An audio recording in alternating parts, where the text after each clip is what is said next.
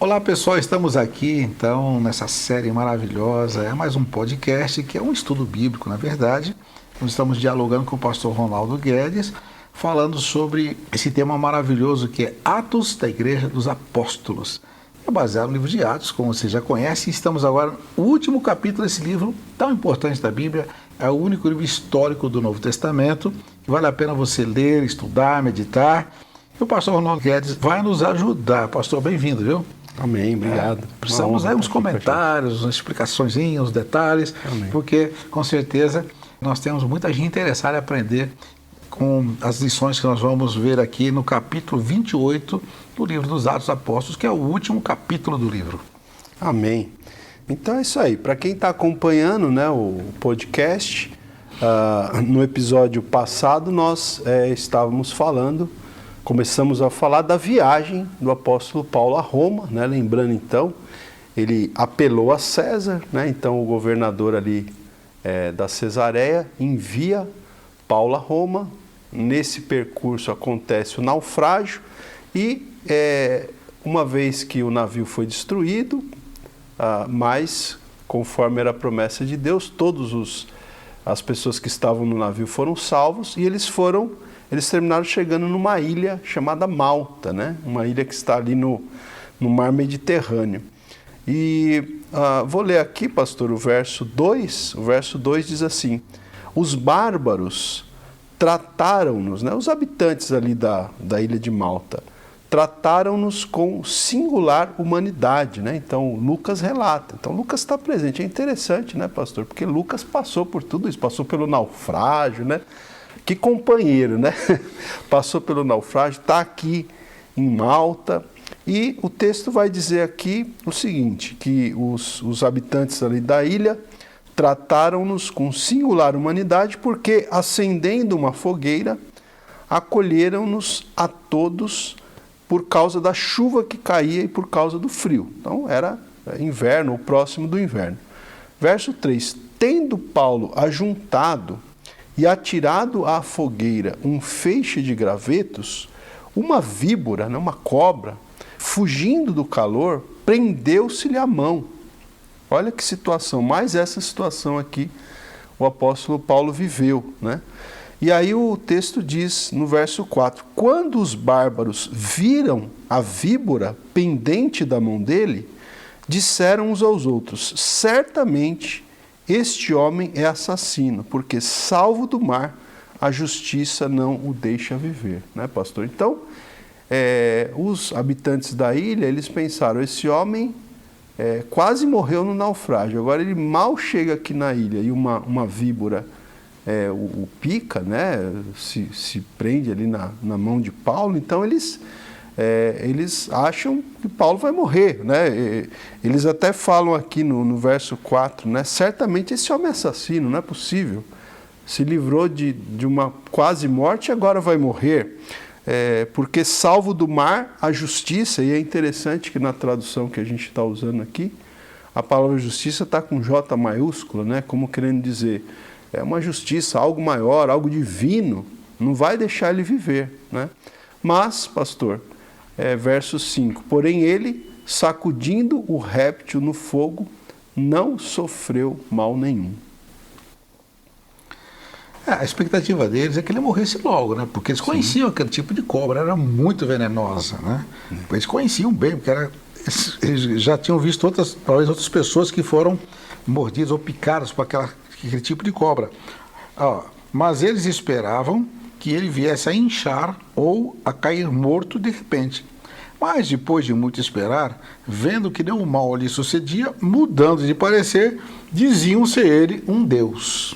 O pessoal muda de opinião rapidamente. Muito volúvel, Graças a Deus, Ele ia morrer porque a justiça não deixa viver. Então ele não morreu porque você pode lembrar da gente de Marcos 16, não é isso, pastor? Isso. A promessa de Jesus maravilhosa, das várias promessas que quando você está pregando o evangelho, vai pregar o evangelho a toda criatura, os sinais serão os que crerem, Se beber alguma coisa mortífera, não fará um mal algum, pegarão em serpentes, olha só. Exatamente. Aqui está dentro do contexto, Sim, exatamente. É um milagre. Não tem como a gente ler esse texto e não lembrar desse versículo que o pastor Misael acabou de citar, para quem quiser ler depois, está em Marcos capítulo 16, versículos 17 e 18, né? Diz aqui, pegarão e serpentes, né? E se alguma coisa mortífera beberem, não lhes fará mal. Se impuserem as mãos sobre os enfermos, ficarão curados. Então o Senhor dá um livramento aqui para o apóstolo Paulo. Muito bom. Olha, e ali perto já também havia um sítio pertencente ao homem principal da ilha, chamado Públio, o qual nos recebeu e hospedou benignamente por 3 dias. Aconteceu achar-se enfermo de disenteria, ardendo em febre, o pai de Públio. Paulo foi visitá-lo e orando impôs-lhe as mãos e o curou. Quer dizer, tinha acontecido um milagre da cobra que tinha mordido, não tinha acontecido nada, e agora ele foi lá e curou o pai do principal da ilha. À vista deste acontecimento, os demais enfermos da ilha vieram e foram curados. Olha, afinal, a fila do milagre, né, pastor? A fila do milagre. A fila da bênção, os quais nos distinguiram com muitas honrarias, e tendo nós de prosseguir viagem, nos puseram a bordo tudo o que era necessário. Olha que bênção. Paulo então sai dali com muita honra, muitas honrarias. Certamente Paulo evangelizou essas pessoas, né? Falou, deixou uma igreja de Jesus, lá, né? Testemunhou, deve ter deixado uma igreja ali, porque eles ficaram 3 meses ali, né? O verso 11 vai dizer que eles vão embarcar ao cabo de 3 meses. Então, nesses 3 meses, Paulo aproveitou para evangelizar aquelas pessoas e muito provavelmente plantar uma igreja ali, né? E quando o verso 10 diz aí, tendo nós de prosseguir viagem, nos puseram a bordo tudo que era necessário. Então, eles foram muito bem recebidos, né? E aí o verso 11, pastor, vai dizer aqui, ao cabo de 3 meses, embarcamos num navio alexandrino que invernara na ilha, ali na ilha de Malta, e tinha por emblema Dióscuros. Tocando em Siracusa, ficamos ali 3 dias. Donde bordejando chegamos a Régio. No dia seguinte, tendo soprado vento sul, em 2 dias chegamos a Puteoli, onde achamos alguns irmãos. Olha o que o pastor falou no episódio passado, né? Em todo lugar que eles chegavam tinha um grupo de crentes, né? Então, eles chegaram a essa localidade onde havia alguns irmãos que nos rogaram ficássemos com eles 7 dias. E foi assim que nos dirigimos a Roma, né? Tendo ali os irmãos ouvido notícias nossas, ali em Roma, vieram ao nosso encontro até a praça de Ápio e as 3 vendas. Vendo-os Paulo e dando por isso graças a Deus, sentiu-se mais animado. Então aqui, pastor, também é interessante, né? Que se cumpre a promessa do Senhor de que Paulo chegaria a Roma. Se cumpre também um sonho de Paulo, porque Paulo ele tinha o desejo de conhecer Roma, né? E é interessante a gente pensar aqui que Roma, essa cidade, né? Então, tipo assim, finalmente ele chega a Roma, né? Porque Roma é a capital do Império Romano. Tá? Então Paulo chega a Roma aqui, né? O propósito de Deus se cumpre, né? De que ele fosse a Roma, e ele também cumpre um sonho que era chegar na capital do Império Romano. Muito bom. Até quando ele escreve, antes desse episódio, alguns anos antes, ele escreve a carta aos Romanos. Exatamente. Nós temos aqui na Bíblia. Isso. Lá no capítulo 1 está dizendo assim, eu tenho desejo de ver vocês, desejo do meu coração, a gente compartilhar uns dons. Então, ele já falava aos romanos, né, os irmãos de Roma, eu quero ver vocês, eu preciso estar com vocês. E aconteceu, né? Exatamente. Que bênção. É isso aí. E diz que ele ficou preso, né? Mas, assim, com uma certa liberdade. E foi permitido a Paulo morar por sua conta, tendo em sua companhia o soldado que o guardava. Você pode morar por conta, em algum lugarzinho, só que vai ter um soldado com você lá. É a prisão domiciliar, né? Prisão domiciliar. Tá. Então, mas com o soldado dentro, né? Sim, o soldado estava lá.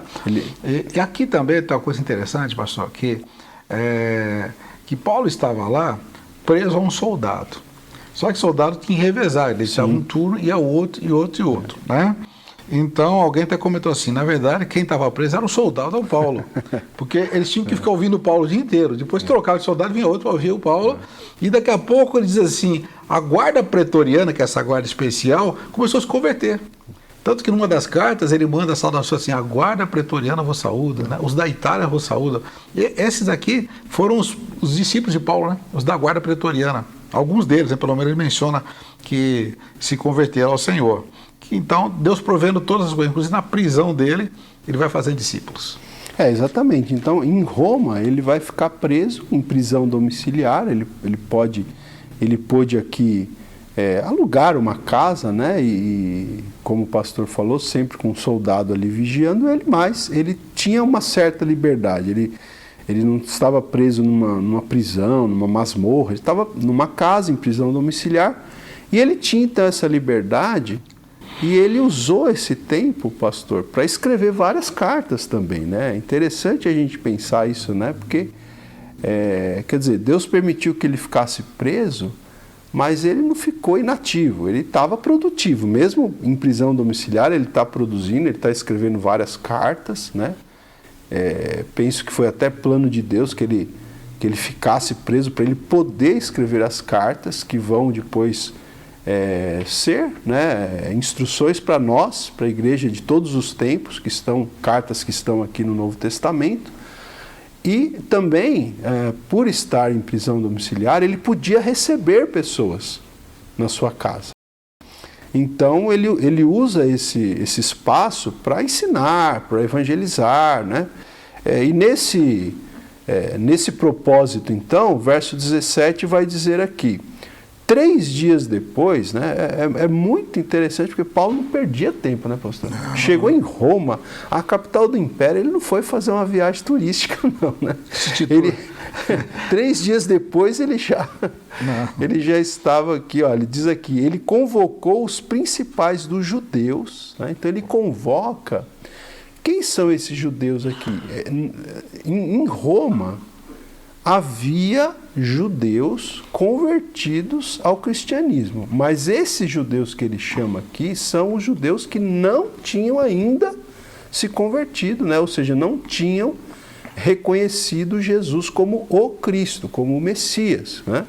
Então, o texto diz aqui que ele convocou os principais dos judeus e, quando se reuniram, lhes disse: varões irmãos, nada havendo feito contra o povo ou contra os costumes paternos, contudo, vim preso desde Jerusalém, entregue nas mãos dos romanos, os quais, havendo-me interrogado, quiseram soltar-me sobre a preliminar de não haver em mim nenhum crime passível de morte. Diante da oposição dos judeus, senti-me compelido a apelar para César, não tendo eu, porém, nada de que acusar minha nação. Foi por isto que vos chamei, para vos ver e falar, porque é pela esperança de Israel que estou preso com esta cadeia. Então eles lhe disseram: nós não recebemos da Judéia nenhuma carta que te dissesse respeito. Também não veio qualquer dos irmãos que nos anunciasse ou dissesse de ti mal algum. Contudo, gostaríamos de ouvir o que pensas, porque na verdade é corrente a respeito desta seita que por toda parte ela é impugnada. Então, na verdade, Paulo reúne ali os judeus e ele fala: olha, eu fui acusado pelos judeus, né, lá de Jerusalém, tal, e por esse motivo eu vim parar aqui. E os judeus de Roma falam para ele: olha, a gente não recebeu nenhuma notificação, nenhuma carta, né? Mas eles demonstram aqui para Paulo que eles tinham desejo de ouvir a Paulo, pastor, em relação à fé, né, que Paulo tinha. Eles chamavam de seita, né? Eles falam aqui no verso 22, gostaríamos de ouvir o que pensas, porque na verdade é corrente a respeito desta seita, né, que era o cristianismo, no caso, que não é uma seita para nós, né, era uma seita para eles, que por toda parte é impugnado. Então, aí depois, pastor, no verso 23, eles vão marcar um dia, né, para conversar com Paulo. Então não foi nesse primeiro encontro, eles marcam um dia específico para que Paulo possa fazer para eles, né, uma explicação da fé que ele tinha em Jesus. Então, pastor, muitas vezes nós queremos assim, mostrar o evangelho para as pessoas em 5 minutos, 10 minutos, né, poucas palavras, mas não é possível, né? Até Às vezes a pessoa está tão preparada que só leva um versículo, não faz o apelo, mas não era o caso aqui. Então, diz assim que ele vai explicando para eles assim, então, desde amanhã até a tarde, olha, bem explicado. Um dia todo, né? Um dia todo. Ele fez uma exposição em testemunho do reino de Deus, procurando persuadi-los a respeito de Jesus, tanto pela lei de Moisés, como pelos profetas, quer dizer, mostrando exaustivamente textos que eles conheciam muito bem da lei de Moisés e dos profetas. Houve alguns que ficaram persuadidos pelo que ele dizia, outros, porém, continuaram incrédulos. É interessante como é o coração humano, que mistério, né, pastor? Eles ouvem a mesma palavra, uns creem, outros não creem. Uns ficaram persuadidos, uns ficaram incrédulos. Não dá para explicar esse mistério, mas é assim que acontece quando você prega o evangelho para as pessoas. Alguns vão aceitar, outros vão rejeitar, né, pastor? Exatamente. O fato, né, gente, é que é o seguinte, todos os seres humanos têm que dar uma resposta, né, pastor? Alguma resposta vai ter que dar, né? Alguns creem, outros não creem, né? Que nós possamos sempre estar entre os que creem, né? Mas, aí o verso 25 vai dizer aqui, o verso 25 diz assim, e havendo discordância entre eles, então sempre meio que terminava assim, né? Isso, quando Paulo ia pelas cidades do Império Romano pregando, quando ele sempre começava a pregar nas sinagogas, geralmente era assim que terminava também. Uns acreditavam, outros não acreditavam, e aí dava, né, um tumulto ali, porque os que não acreditavam terminavam perseguindo Paulo e os que tinham acreditado, enfim. Então aqui, mais ou menos acontece a mesma coisa. Verso 25, havendo discordância entre eles, despediram-se, dizendo Paulo essas palavras. Só que Paulo ele é bem enfático aqui também, né? Quando eles se despedem de Paulo, né, principalmente para aqueles que não haviam acreditado, o que Paulo diz? Bem falou o Espírito Santo a vossos pais por intermédio do profeta Isaías quando disse. Então ele vai citar agora o profeta Isaías, no capítulo 6 do profeta Isaías, do verso 9 ao 10, que diz o seguinte, então, vai a este povo e dize-lhe, de ouvido ouvireis e não entendereis, vendo vereis e não percebereis, porquanto o coração deste povo se tornou endurecido, com os ouvidos ouviram tardiamente e fecharam os olhos, para que jamais vejam com os olhos e ouçam com os ouvidos, para que não entendam com o coração e se convertam e por mim sejam curados. Agora volta Paulo a falar, verso 28. Tomai, pois, conhecimento de que esta salvação de Deus foi enviada aos gentios, e eles a ouvirão, né? Ou seja, é o padrão. Ele fala aos judeus. Quando os judeus não querem, ele fala, essa mensagem que vocês estão rejeitando, ela também foi enviada aos gentios, e eles vão ouvir essa mensagem, né? E aí, geralmente, quando Paulo citava os gentios, mesmo nos discursos dele, né, assim aconteceu quando ele foi preso em Jerusalém, em outros momentos, quando ele falava dos gentios, que a palavra ia chegar aos gentios, né, acontecia o que está aqui no verso 29. Ditas estas palavras, partiram os judeus, tendo entre si grande contenda, né? Então sempre acontecia esse problema aqui. Paulo, ele fala uma coisa assim muito forte, que era chocante, mas tinha que falar, né, pastor? Para fechar, né? Porque não podia deixar o pessoal sair dali discordando com sua coisa natural. Não, isso aí já está predito, que vocês seriam duros mesmo. E alguns realmente colocando aqui, vão até ouvir, mas não vão entender, vão ver, mas não vão, né? Os olhos estão fechados, os ouvidos ouvirão, né? E os olhos fechados. Não... Então, é assim que, infelizmente, era boa parte dos judeus, ok? Agora, Paulo deixava eles mais chocados, falando assim, bom, já que estão aceitando, nós vamos para os gentios. Isso aí ia mexer muito com eles, porque eles achavam que a salvação prometida do Antigo Testamento, lá da lei dos profetas, era só para eles, né? E agora Paulo, não, os outros vão receber. Como de fato é assim que acontecia. Até aqui, como você já disse, o versículo 29, dita essas palavras, partiram os judeus, tendo entre si, quer dizer, entre os próprios judeus, grande contenda, saiu brigando. Tá? Viu, pastor, você já esteve também em Israel, mas agora, recentemente que eu estive lá, eu fiquei mais assim, ali, andando mais no meio do povo ali, com os judeus briga, eles são muito brigantes, eles gritam o tempo todo com o outro, eles não têm paciência. O semáforo abre, você nem deu tempo de acelerar, o cara começa a buzinar, Uns gritam com o cara que está do lado, xinga aqui. No restaurante, eles não sabem pedir, conversar, eles gritam com o outro, você pensa que está tudo brigando. Assim, até assusta a gente. Então, você vê, aqui já várias vezes, né? Os judeus mesmo, os que concordaram, os que discordaram, já saem brigando. É verdade. Havia grande contenda entre eles, né? E Paulo ficava observando aquela contenda ali, cumprimento profético. É verdade, pastor. Então, pastor, e aí o verso 30 vai dizer pra gente, né? Por 2 anos permaneceu Paulo na sua própria casa, que alugara, onde recebia todos que o procuravam. Então, como a gente falou, ele ficou em prisão domiciliar, ele teve a oportunidade de alugar uma casa e o que ele fez? Ele não podia sair de casa, mas ele podia receber as pessoas em casa, né? Então, por 2 anos, diz o texto aqui, ele recebia todos que o procuravam. E o que ele fazia? Verso 31, pregando o reino de Deus e com toda intrepidez e sem impedimento algum, o que ele fazia? Ensinava, né? Ensinava as coisas referentes ao Senhor Jesus Cristo. Então, Paulo ele fica preso ali, né, por esses 2 anos e ele aproveita esse tempo que ele está preso para evangelizar, para discipular pessoas, para provavelmente treinar líderes aqui, escrever cartas, né, escrever epístolas, mas a vida dele não termina aqui, né, pastor?